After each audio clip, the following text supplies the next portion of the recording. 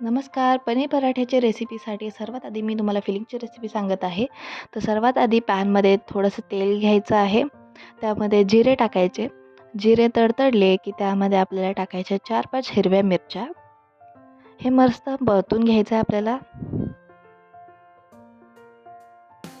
हे परतले की आपल्याला ह्यामध्ये कोथिंबीर टाकायची आहे.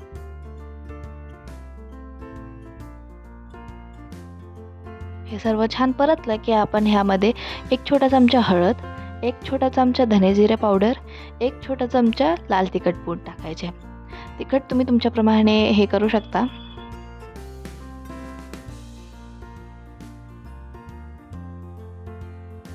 आता आपण ह्यामध्ये टाकणार आहोत ग्रेटेड पनीर, किसलेलं पनीर टाकणार आहोत आणि ह्याला मस्त परतून घेणार आहोत.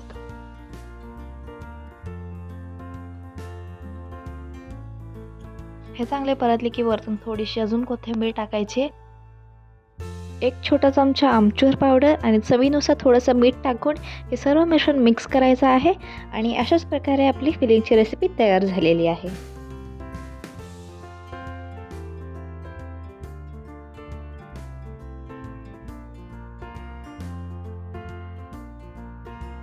जशी आपण चपातीसाठी डो तयार करतो त्याच प्रकारे पराठ्यासाठी सुद्धा सेम प्रोसेसने आपल्याला डो तयार करायचा आहे.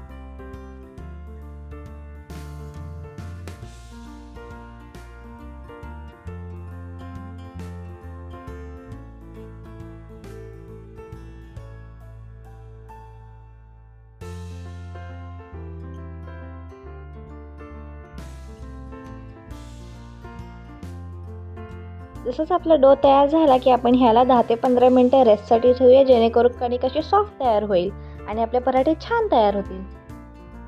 इथे मी आता 3 पद्धतीने पराठे बनवणार आहेत. तर आता तुम्हाला जो पद्धत आवडेल त्या पद्धतीने तुम्ही बनवू शकता आणि पराठे एन्जॉय करू शकता. तर ही आहे आपली पहिली पद्धत. तर आपण अशी पारी लाटून घ्यायची आहे आणि ह्यामध्ये फिलिंग भरून घ्यायची आहे आणि ज्या पद्धतीने आपण मोदकाला चुन्या घालतो तशा पद्धतीने इथे चुन्या घालून तशा सॉफ्ट हाताने आपल्याला पराठे लाटून घ्यायचे आहे.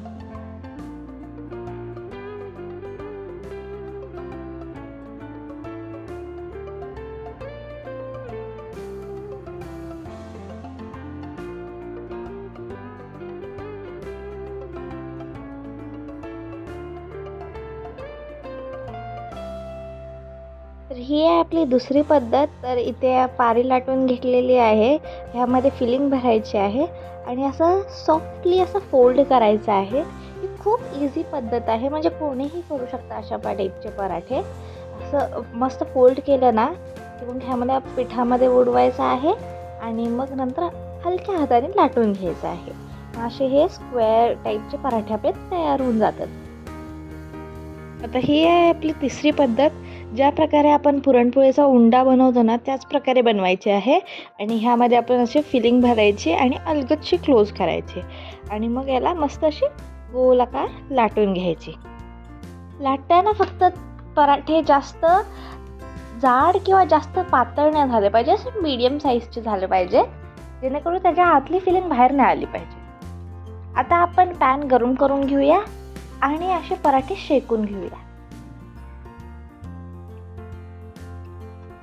पराठे शेकताना तुम्ही तेल, तूप किंवा बटरचा वापर करू शकता आणि असे दोन्ही साईडून मस्त शेकून घ्यायचे पराठे.